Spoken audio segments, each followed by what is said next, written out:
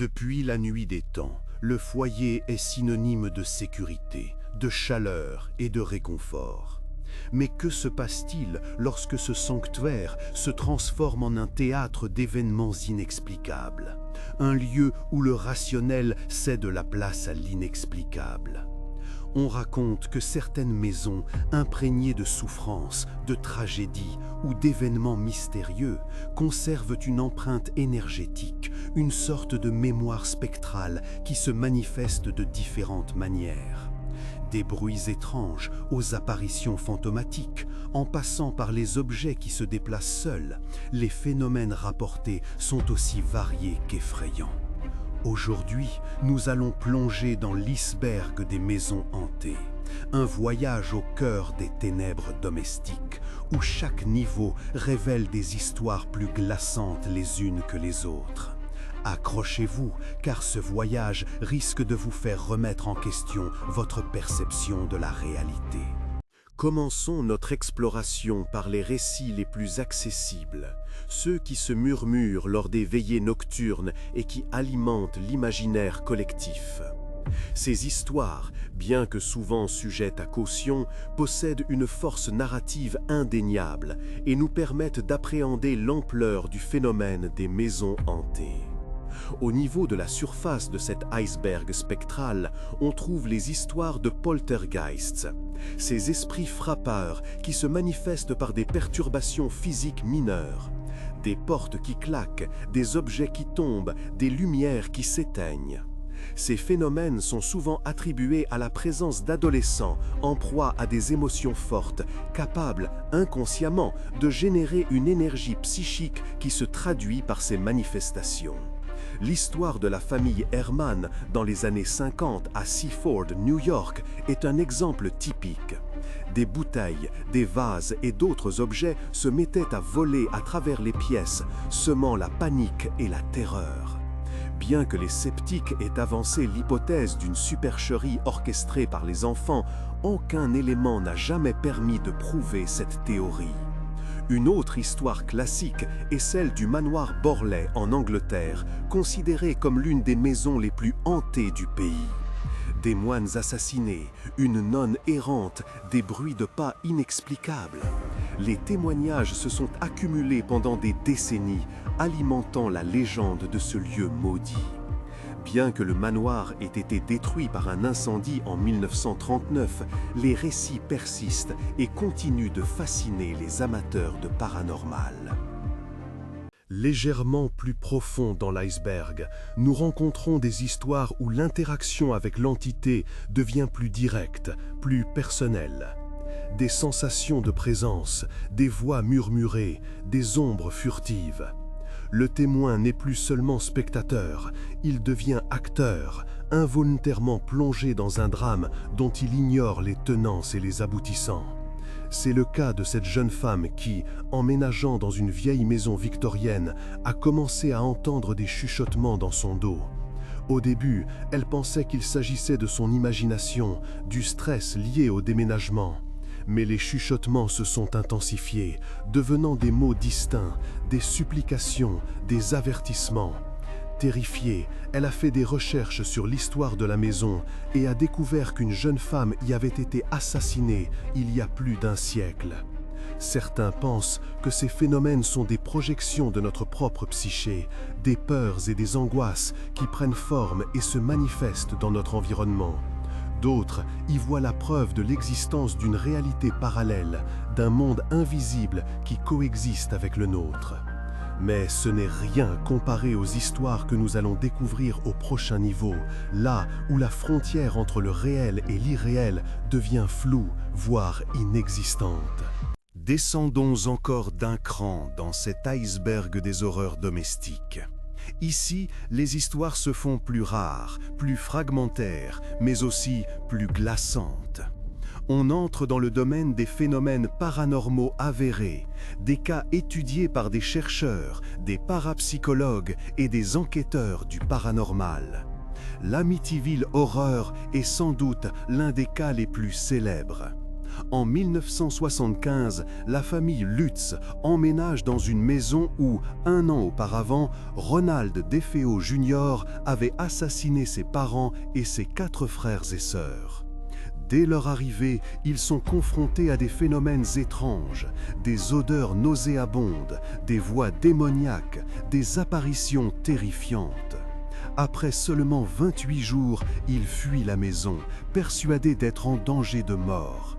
Si certains ont remis en question l'authenticité de leurs témoignages, d'autres y voient la preuve d'une infestation démoniaque. Autre cas troublant, celui de la famille Smurl, qui a vécu pendant plusieurs années avec une entité démoniaque dans leur maison de Pennsylvanie. Des coups, des grattements, des agressions physiques. Les Smurl ont enduré un véritable calvaire, documenté par des enquêteurs du paranormal et des prêtres exorcistes. Ces histoires, aussi effrayantes soient-elles, soulèvent des questions fondamentales sur la nature de la réalité et les limites de notre compréhension.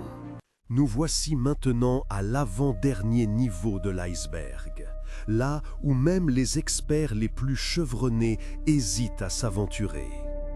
Ici, les frontières entre le réel et l'imaginaire s'estompent, les témoignages deviennent incohérents, les phénomènes défient toute explication rationnelle. On parle de portails dimensionnels, de réalité alternative, de manipulation temporelle.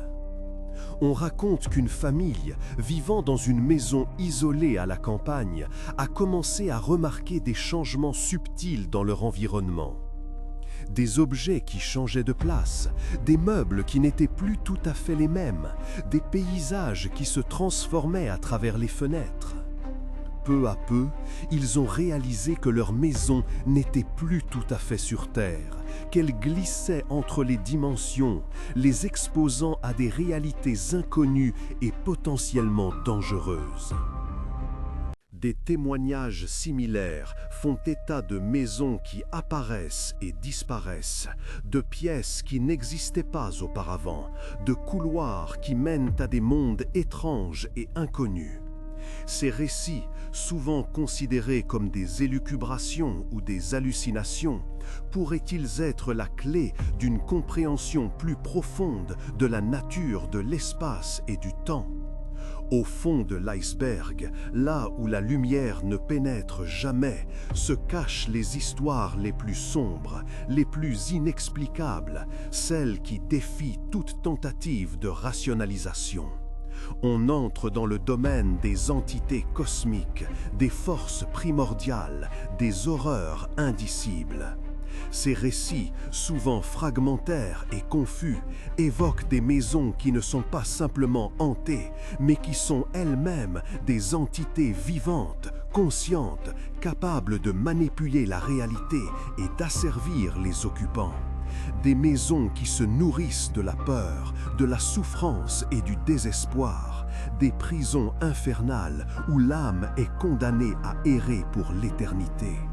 Certains affirment que ces maisons sont des points de convergence, des lieux où les lois de la physique sont suspendues, où les dimensions se superposent et où des créatures d'autres mondes peuvent pénétrer dans notre réalité. Des créatures dont l'existence même est une abomination, dont la simple présence peut provoquer la folie et la mort. Ces histoires, aussi terrifiantes soient-elles, nous rappellent que notre compréhension de l'univers est limitée, que des forces obscures et inconnues rôdent aux frontières de notre perception, prêtes à surgir à tout moment. Nous voici arrivés au terme de notre voyage au cœur de l'iceberg des maisons hantées. J'espère que cette exploration vous a permis de mieux comprendre l'ampleur et la complexité de ce phénomène. Des simples bruits étranges aux infestations démoniaques, en passant par les réalités alternatives, les histoires de maisons hantées sont aussi variées qu'effrayantes. Certaines peuvent s'expliquer par des causes rationnelles, d'autres restent des énigmes insolubles. Mais toutes témoignent de notre fascination pour l'inconnu, de notre besoin de croire en quelque chose de plus grand que nous. Alors, qu'en est-il vraiment? Coïncidence? Hallucination collective ou preuve de l'existence d'une autre réalité? Le mystère demeure. Si vous avez aimé cette vidéo, n'hésitez pas à la partager avec vos amis et à me dire en commentaire quelle histoire vous a le plus marqué. Votre soutien est précieux et m'encourage à continuer d'explorer les mystères du monde. Pensez à vous abonner et à activer la cloche pour ne manquer aucune de mes prochaines vidéos. Prenez soin de vous et souvenez-vous, la prochaine fois que vous entendrez un bruit étrange dans votre maison, peut-être qu'il ne s'agit pas simplement du vent. C'était Epoch Sam. Salut! Maintenant que nous avons exploré les profondeurs de l'iceberg des maisons hantées, parlons d'un autre lieu où les frontières entre le réel et l'irréel s'estompent, les hôpitaux abandonnés. Des couloirs déserts aux salles d'opération sinistres, ces lieux chargés d'histoire sont souvent le théâtre de phénomènes étranges et inexpliqués. Mais ceci est une autre histoire.